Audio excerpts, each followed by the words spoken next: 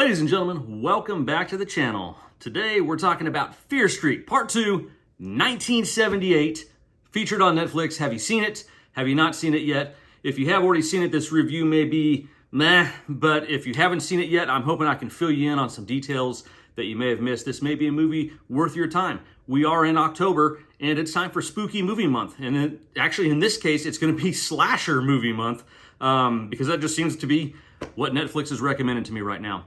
Either way, let's get into it.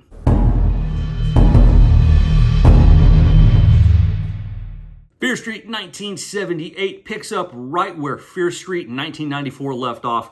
Literally, Dina and her little brother have tied up her girlfriend who is possessed by a witch, and they've taken her to, of all places, a stranger's house. I know I mentioned it in my last video, and I'm going to say it again. Where the hell are the parents? Like, literally, if it was my child who had just been stabbed by her girlfriend and had all of her friends murdered the night before, I would be disappointed to find out that instead of coming to me for help, they went to a complete stranger. But that's what happens in this movie, and that's where it all gets started. You find out that this person they go to visit, C. Burnham, is actually a survivor of a massacre that took place in 1978. And so once they're there talking to her, she starts telling them the story about her and her sister, how they went to camp, and then a week later, bam, massacre strikes, and, well, let's save that for just a second here. Overall, one of the great things about this movie, I feel, is that all of those questions you had left over from Fear Street Part 1, they start answering them. And I mean, this is way better than Lost was ever able to do back in the early 2000s, okay? They're just filling in details. You get more backstory about what's going on in this town. You find out more about the witch. You find out more about the curse. You find out the reasoning behind the murders that are happening and how the people that are committing the murders are actually chosen. It's all kind of wishy-washy voodoo curse movie stuff. It's nothing obviously that's going to be believable, but this movie does a tremendous job of filling in all those holes, answering all those questions they left from the first one. Obviously, at this point, I now know that that was done intentionally so that they could have this trilogy of movies here. But just overall, bravo. Great job with what they're doing here. One of the only things that really kind of,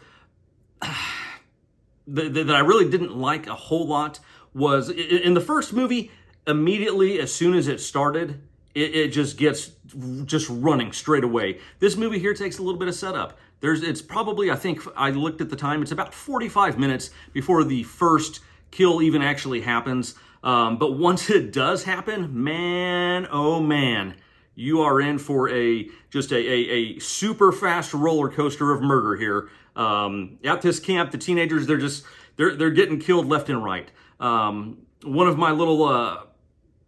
the things that I don't like a whole lot, what they decided to do here is that and I guess I kind of understand the reasoning behind it, but it's something that was done in the movie 30 Days of Night that I really applauded them for. I don't know if you've ever seen that movie, but there was a little girl, probably 10 years old, in that movie turned into a vampire, and they actually cut her head off on screen in that movie. This movie here, when they're dealing with the 14 to 15-year-old kids that are getting murdered, it happens off screen. They don't have that gravitas to just focus in and show you what's happening. I realize it's a movie. I realize they're kids. Once they're, 17, 18, 19 years old and they're getting murdered, hey, that's okay to have on screen, right? Let's just slash them up with an axe and just have blood spraying everywhere, body parts falling around. I just wish they had that ability, or I can't even think of the right word, to just show those younger deaths happen on screen. And it's not because I'm a gruesome person here. I just feel that for this type of movie, why not show it? It's already rated R. You've already got blood, murder, nudity, and sex. You've already got all of this in there. Why not just go ahead and go the full thing? Unless they're just trying to avoid an X rating, I guess is what would probably end up happening, or a not rated rating, which is kind of taboo in the Hollywood world. But, whatever their choices are, they do kill kids, and, that's something that does happen in these slasher flicks. I kind of applaud them for even taking that approach and even going that far, I guess. Overall, the actors in this movie, again, just like in the first one, they did a phenomenal job. The two sisters in this movie, Ziggy and Cindy, actually made it to where you kind of cared about their characters. And it just made it more emotional to see what was going on around them, see how they're dealing with all the problems, and then the final outcome. It does actually pull on your heartstrings a little bit in this movie, and that's something that not all movies can do. Again, an unknown cast that I've never seen any of these people in any other movies before. However, they did a great job. Totally good job there. As far as wanting to make sure that you are seeing, because it is a slasher flick, as far as making sure that you do see all the blood and the body parts and everything, this movie truly does deliver. The sound effects department, they get an A+ in my book. Just the sound of an axe swinging and crunching through skin and bone.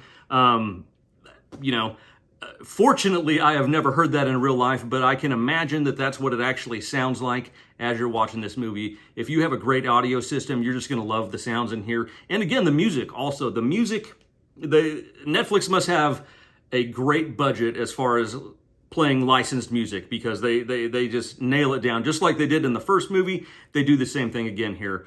Overall, I would recommend this movie to you. Obviously, it's not for everyone's cup of tea. Tons of violence, gore. If it's something nasty that you're thinking about in a movie, this one pretty much has it. I'm going to go ahead and give this one 7 out of 10. And it does another job, just like the first one did, of setting up the sequel.